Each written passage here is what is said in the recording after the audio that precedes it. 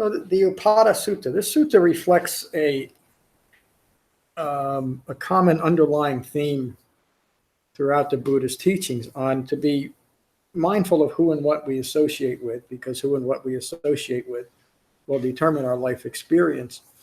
And that teaching isn't meant to be an isolationist kind of teaching. In other words, the world is bad, we should stay away from it. It simply means that who and what we're going to engage in the most important of life's endeavors, to be mindful of who we're associating with in those endeavors, or what we're associating with in those endeavors.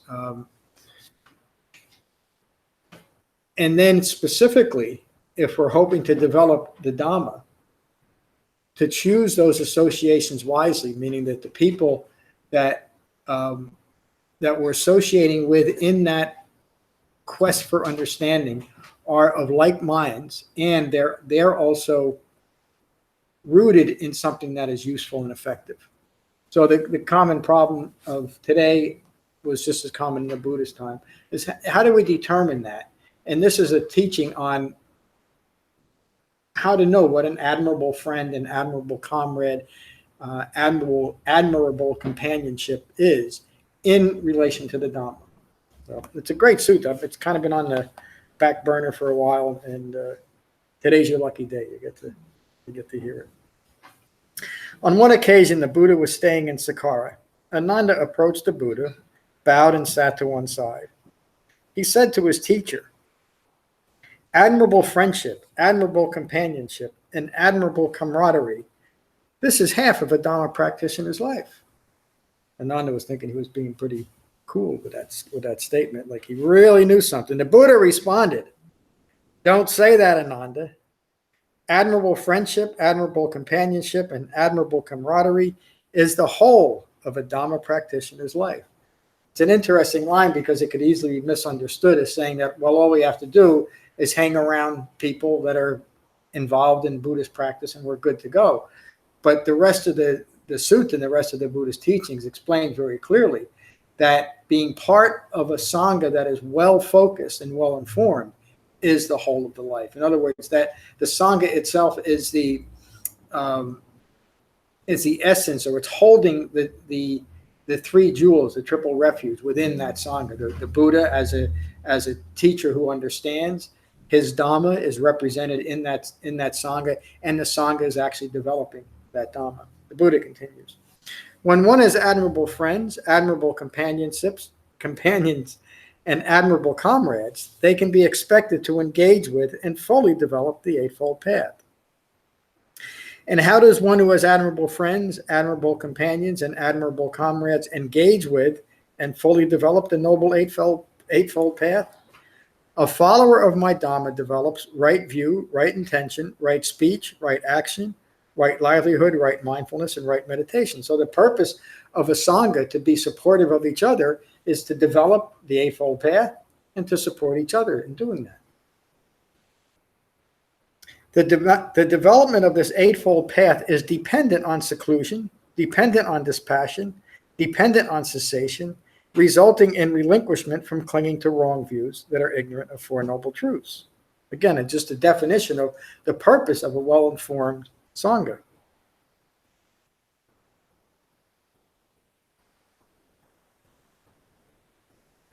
This is how a follower of my Dhamma, who has admirable friends, admirable companions, and admirable comrades, engages with and fully develops the Eightfold Path.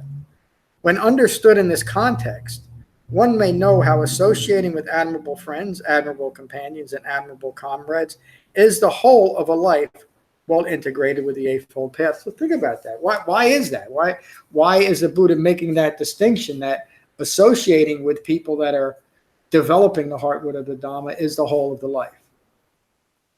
Anybody have an answer? Because if we're associating such an important part of our life, meaning our own, and just to use the term loosely, our own spiritual development, or the development of our understanding of the true nature of life, certainly it's going to be who we associate with as part of that framework that will determine the success or the failure of it. Is that pretty clear? Not pretty clear. Is it clear?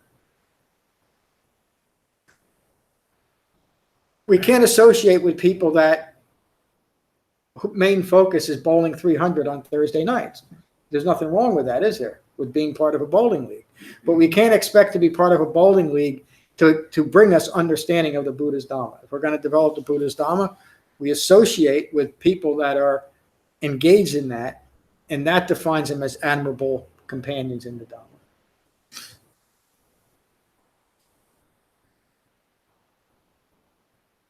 It is in dependence on me. This is a really wonderful line, how the Buddha holds himself out this way.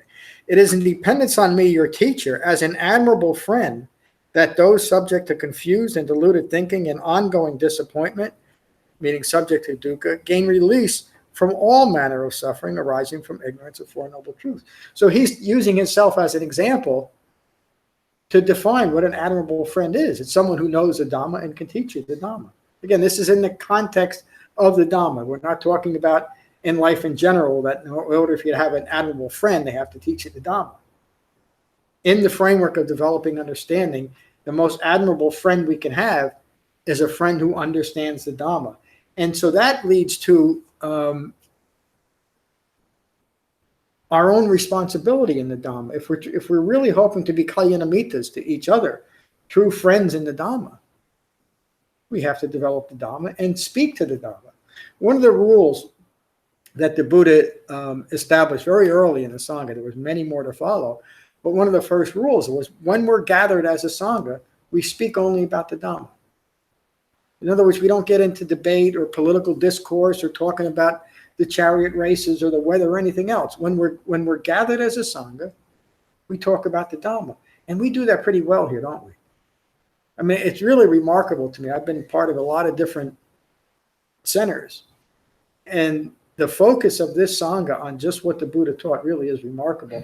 And I think it's one of the reasons why we are all developing the Dhamma in such a remarkable way. It's really working, isn't it? It's because of the... because you've kept the short rein on it. I'm glad you're laughing at that. Yeah. Well, yes, that's true, and I'll take some credit for it. But that was something I decided a long time ago, right after I first started teaching. I started teaching meditation, most of you know the story, almost as, not as a lark, but to raise money for a specific charity that Tamara Barisha, the former owner of Frenchtown Acupuncture, was involved in. And she asked me one day, would you teach meditation? I said, sure. And I really didn't think too much about it. I've been meditating for a long time. I think, a couple of weeks. I think we were asking for a $5 donation. And we started, and I started teaching just, not really any background, just let's meditate, and this is what we do when we meditate, and a few cute little things along the way. But I very quickly realized that if I'm going to continue to do this, that I need to do it in a way that is not going to lead to more confusion and suffering for other people. And that's really when I decided that I can only teach what I know came out of the Sutta Pitakas. And that had an unintended consequence. It had me look at the Dhamma in a way that I really hadn't looked at before. I was involved in it, and I had developed a pretty good framework of the Eightfold Path as a framework for my life. But now understanding the responsibility of other people learning from me really changed everything. I couldn't be cute with it anymore, and I had to know. I remember having a thought, how can I avoid introducing my own stuff to this, my own individual take on what Buddhism should be, that I noticed throughout modern Buddhism? How can I avoid it? And the only way I knew to avoid it is to teach only what I could teach from the Sutta Pitaka. Now, of course, even this teaching is influenced by my understanding of the Dhamma. But my understanding of the Dhamma only goes as far as what the Buddha taught. And in so doing, my hope is that I can be an admirable friend to anybody who wants to learn the Dhamma and pass that on and create a Sangha that is like that we're all admirable friends in the Dhamma. And again, I think one of the most remarkable things is that we've achieved that here in Frenchtown. And it's, I'll take some credit for the guy sitting up here, but it's because of each and every one of you being willing to take to the Dhamma in the way that it's intended and not insist that it be something different. So in that way, you're all admirable friends. When understood in this context, one may know associating with admirable friends, admirable comrades, admirable companions, and admirable comrades is the whole of a life well integrated with the Eightfold Path. That's the end of the sutta. And notice thank you. Notice the reference back to the Eightfold Path as the framework for being admirable in the Dhamma. It's not doing something else. It's not, pick a practice that is outside of this, even though it might be a wholesome practice, it has nothing to do with the Dhamma. That's what an admirable Sangha is, and you are an admirable Sangha. Thank you. Any questions about the sutta before we go around the room? Just one question. Please. What did Ananda think the other half was? Oh, yeah. I don't know. I guess he would think that it's Dhamma study, maybe, or meditation, or all of those things as the other half. But when the Buddha's talking about admirable friends, etc., he's talking about joining with people that do all those things. The Eightfold Path. It kept coming back to that. And of course, the meditation and study, etc., is all part of that. It's an interesting question for a few reasons, David. The two talks that I'm giving Saturday and next Tuesday are on very similar subjects. In fact, there's a debate whether they're the same sutta with just different words. There's some slight differences that I think they're two separate suttas, but the idea is one who dwells in the Dhamma is one who has joined with the Dhamma. Like the Buddha used that phrase, we join with suffering. Well, we also join with the Dhamma in this way, and that's part of being an admirable friend. We join with, it's not something that we pick and choose with, like we like right view, but right effort, not so much, It's a complete So practice. to be part of the Sangha and to see the three gems, in essence, that's the whole Dhamma. Yes, yeah, it is. And it Can't be anything else. Everything else just be shaded. Great. Yep. And so in that way, it's a completely integrated practice, isn't it? And again, you can look at it from whatever view. If you want to look at it from the point of view of the Ratana Sutta, of the Triple Refuge. But all of that, and maybe this is the point that I was, I've been trying to make, and I think I made it, is that a well-informed, well-focused Sangha is the only way to develop the Dhamma. It has to be. And it can't be something else. So again, this is, if you want to learn the Dhamma and practice the Dhamma, you do it with a well-informed Sangha. That's what the Buddha's teaching in Nanda. And he's also, by inference, there's always was an influence then and now to make the Dhamma something else, to be maybe more appealing. And a lot of people came in and out of the Buddha's life saying, why don't we do this? Why don't we do that? Because these people will be more interested in it. His debates, if you want to call them that, with some of the Jains that came in and out of the Buddha's life. He could certainly see it as, well, if I would change this a little bit or let go of that a little bit or not emphasize a certain point, there'd be much more people interested. And isn't that a good thing? Well, it's not, because then all he has is a bigger venue to confuse more people. Kind of what I realized, getting back to that little story, that there was the little bit of pressure that was put on me was to get as many people sitting here to raise money for charity. But that wasn't enough to take license with what I knew as the Dhamma, And I think we do that remarkably well here, how supportive we are of each other in the Dhamma, and just in the Dhamma, not getting into other things. Yeah, it was a great point you brought up too. So we'll start with you, David. Good to see you tonight. I looked at the translation. That's there. Yeah. And at the very end, he's making reference to another sutta. It says, learn from and emulate Sangha. I thought that was really important because that's what I've done. Yeah. You know, before I even joined it. So, and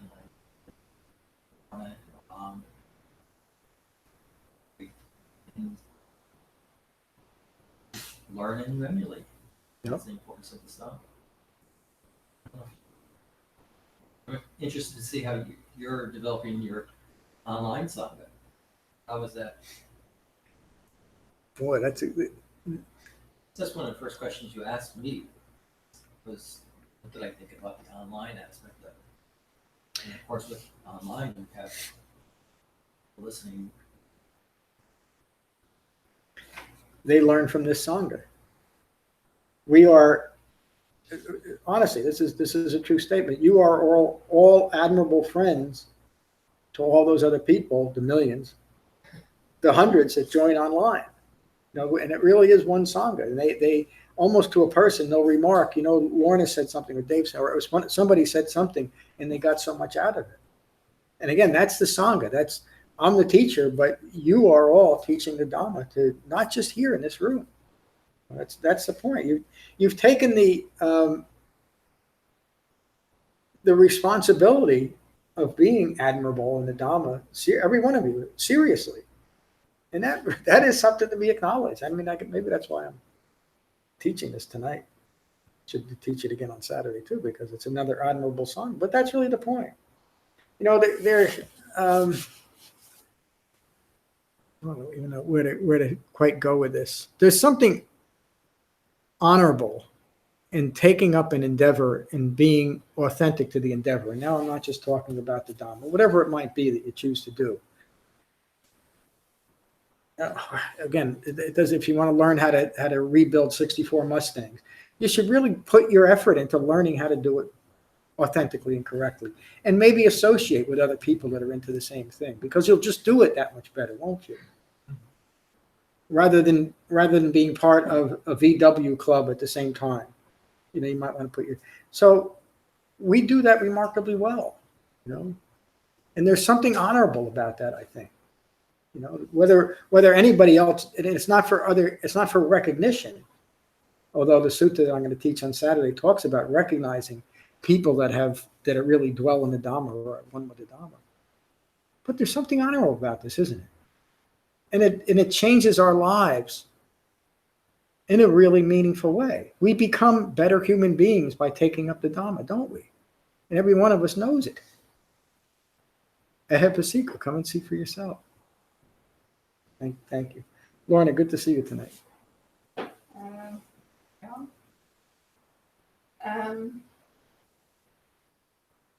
Maybe you kind of take the breath away what we've just said about the online students and things. It's often I don't think about that. I just think about the people in the room, start remembering in the room. And it does make you think when other people from any other country possibly tune into this and begin to understand. Let's hope so anyway.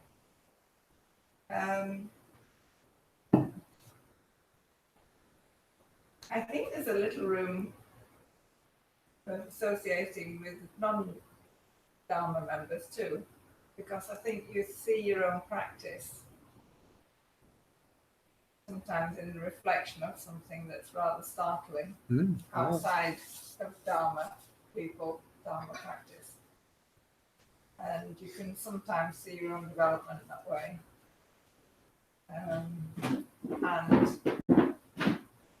you can reflect back on situations maybe that you're not getting caught up in where you would have done in the past. You see the progress that you've made. And I think that happens more outside the Sangha in real life. Yeah. That way. So I think there's I'm more with Ananda. I think that's probably what is the 50% one.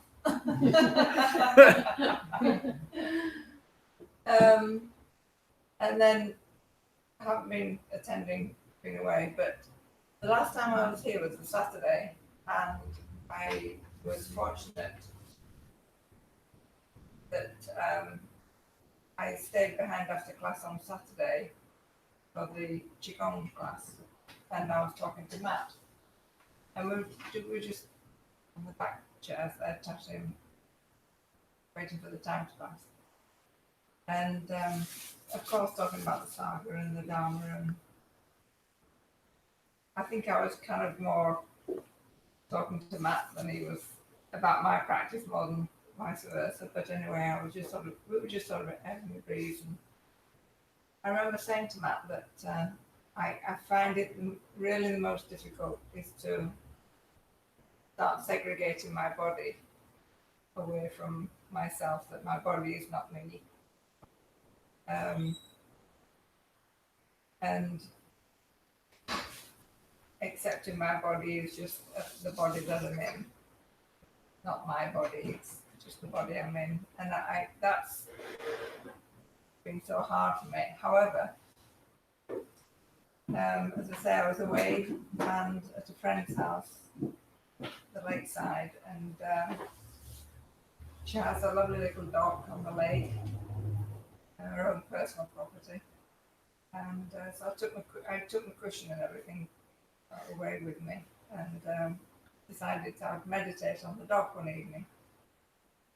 And it was just at that time of the evening when the air was like warm from the day, but then there's just a time in the evening it just sort of blows a bit stronger and it's just a bit cooler, and you just get that feeling that the evening sort of setting in, it's getting a bit chilly. And this happened when I was sitting out in the dock on my cushion meditating. I realised that the air was just turning that little bit cooler. But I felt that the air was around my body and that it didn't bother me. It was just swirling around my body. And I was all right. It didn't bother me. What I'm trying to say is like there was a disconnect or a space, between my body and my skin that I could sense sense the air through my skin. But it didn't bother me. It was just air on my skin. Mm. And there was just that disconnect or space. It's hard to describe. You know what I mean? Yeah. But what I didn't do is I didn't say, I am getting cold. It wasn't like that. It was, I noticed my skin was feeling cooler. But that was just my skin getting cooler. It wasn't me. You didn't take it personal. I didn't take it personal, and yeah, I didn't take it personal. But there was me, whatever that is. In fact, I'm making again, I don't know, but I was okay.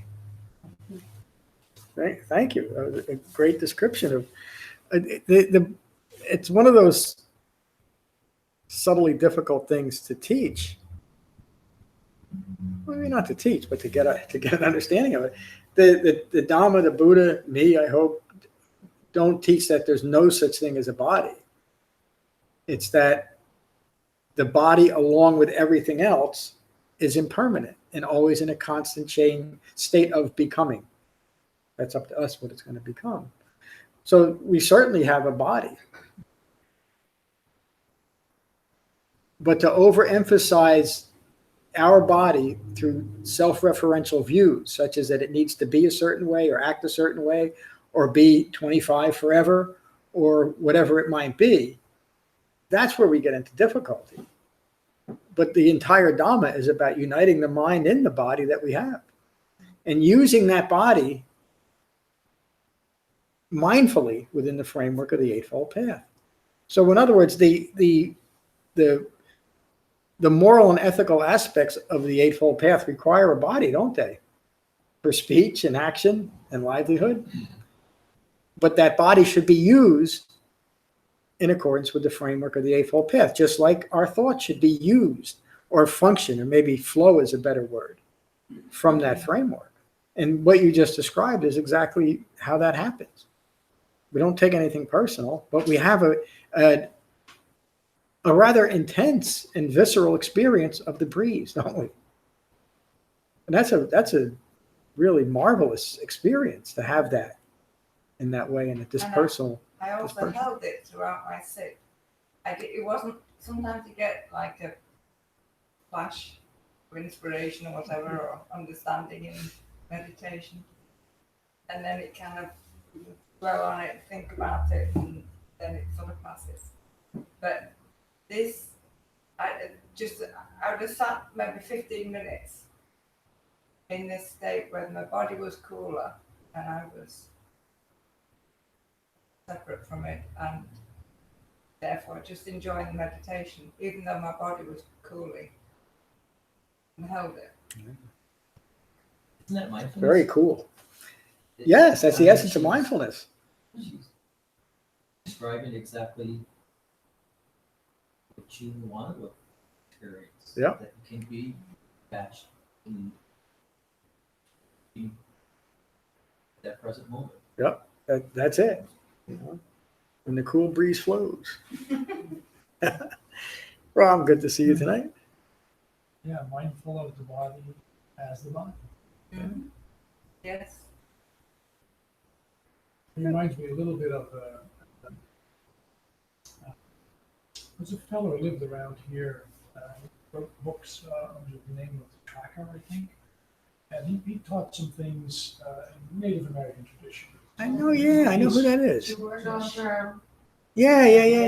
And his grandfather, who was a Native American, used to teach him and his buddies to run home in the middle of the winter for a mile or two in their underwear. And he said, you have to learn that the cold is not your enemy. It's only teaching this disconnect. Just don't take this cold personally. It's just cold. Yeah. So once you do that, you can deal with it. Yeah. And in that way, you can deal with just about anything when you don't need it to be any different. You have a cold. Yeah. Okay, it's there. It'll go from this stage to that stage to that stage, and then in a couple of days it'll be gone. Yeah. I sometimes do it with hunger.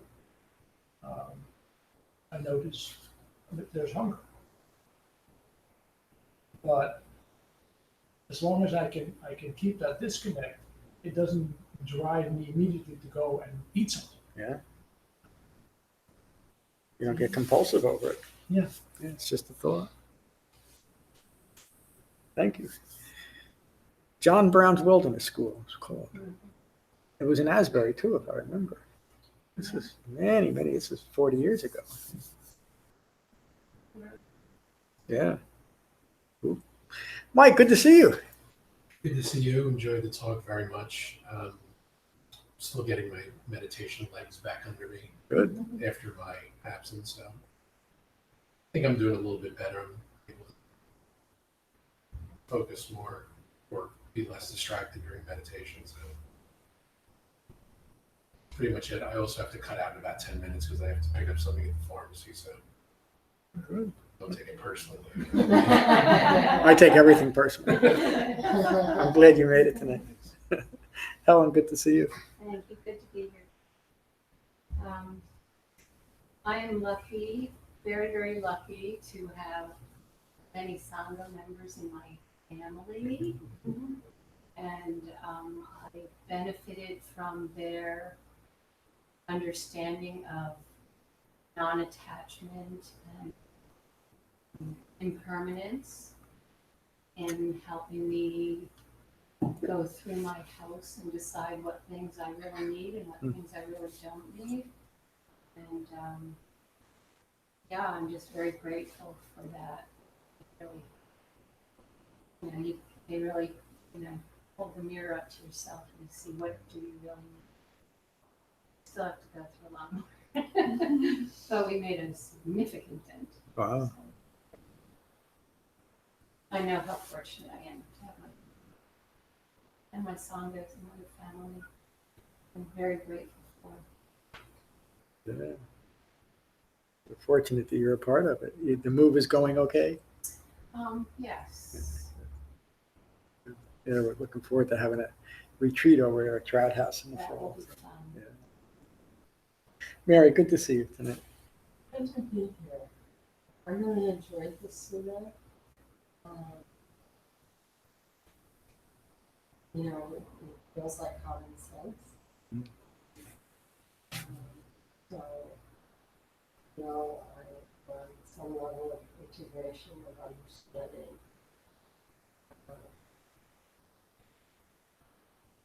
The integration of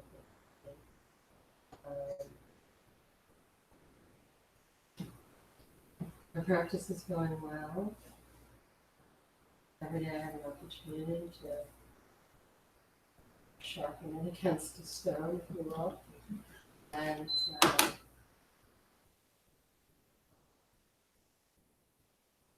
And I'm finding I'm much more present to do that, to recognize that I'm either headed into something. Like that's a wonderful thing when you can be proactive and understand you're headed toward something that might take you off the path or distract you. Instead, you can prepare for it and it almost passes like a storm that doesn't affect you, even though you might have been engaged in it. So I see that happening more and more each day as I work with many people, many situations that I'm able to navigate them better by thinking of the refuge of all of this.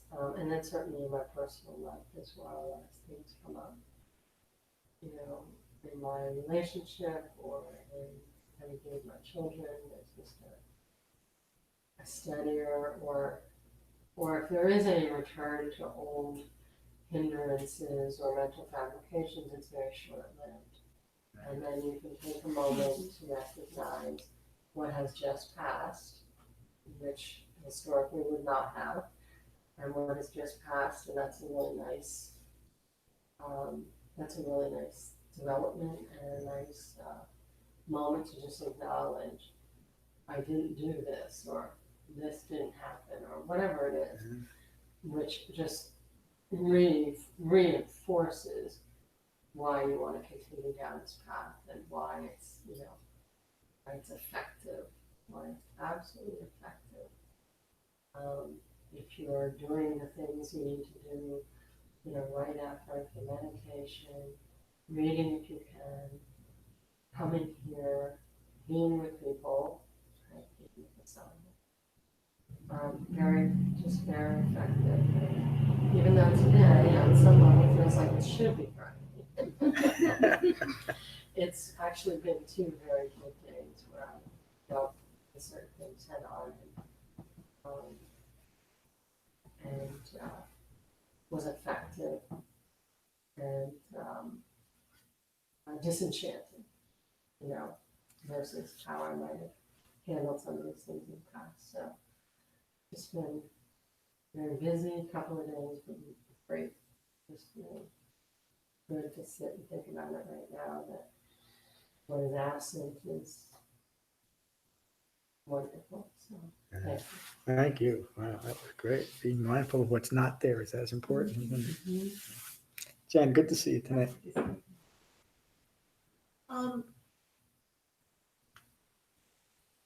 When I first started practicing, this is the kind of the teaching I would have taken to mean that I just would have taken it more harshly than is skillful, in that I would have tried to tell myself that now I have to change everything in my life so that I'm never around people who are not studying the Dhamma. And something that Lorna said kind of reminded me of that. And then, but I also recall something that you said, and I can't remember what it was in this teaching, that sort of points you to, that's not what it's saying. It's saying that this Sangha is important, but it's unrealistic to say you can't be around other people who are not studying the Dhamma. That's just not. Yeah. That's just that way of thinking is just more ignorance. Yeah, it is. And so then the middle way kind of comes back to me. And that's this time hearing a teaching like this, it was more of a kind of middle way of, that I was hearing it from more of a middle way of being able to say here that it was saying that the Sangha is extremely important and that you want to cultivate your relationships in the Sangha, so that you can cultivate relationships with that wisdom outside the Sangha. At least that's what I heard. You heard correctly. That's really what the Buddha. Think about the lives of the original Sangha. They didn't spend their entire life isolated from the world. In fact, it was really just the opposite. They were engaged in the world on a daily basis, almost daily basis. During the rainy season, they might have spent more time away from the world, but that was just out of practicality. Every day they got up off their cushion and walked into town with their alms bowl. They interacted with the town. They gave them a little bit of teaching. Many of them then, once they understood the Dhamma well enough, the Buddha sent them out to teach the whole countryside. So they were, in effect, they went to work every day too, and they engaged in the world. But the teaching is about admirable friends within the Dhamma, kalyanamitas, being true friends in the Dhamma. It means to be focused on the Dhamma. And then, like you said, then you take it off your cushion, out of the community and out into the world. And in some ways, you're going to have a very powerful benefit, won't you? Whether it's directly or not, just by your mindful presence. Thank you. Bonnie, good to see you tonight. Good to see you too. Thank you for tonight's teaching. You're welcome. Glad you're here. There was an announcement. What is it? Oh, we are not going to do a work day for a Rare Art and Learning Cooperative. What we've decided, input from Mary Beth and Scott and Matt, they need a road sign out front, hopefully to generate a little bit more interest. And Matt knows a fellow in, I'm not sure, Lambertville. I think he's the guy that made our sign, by the way. And he gave us a price. And so instead of doing a work day, we're going to have a donation box set out and take some donations to help pay for the sign. So I'll get that out next week. And that'll be our Donna project for the Rare and Learning Cooperative. But again, if any of you are interested in teaching there at all, and it could be anything that you're interested in, they're always open to have somebody come in, even if it's a one-time deal, just to talk to the kids about something you're interested in. You can always talk to me about it or get a hold of Mary Beth. And I think that's it. We'll finish with Metta as we always do. So again, find your relaxed meditation posture and gently close your eyes and gently close your mouths. And again, take a moment to become mindful of the sensation of breathing in your body.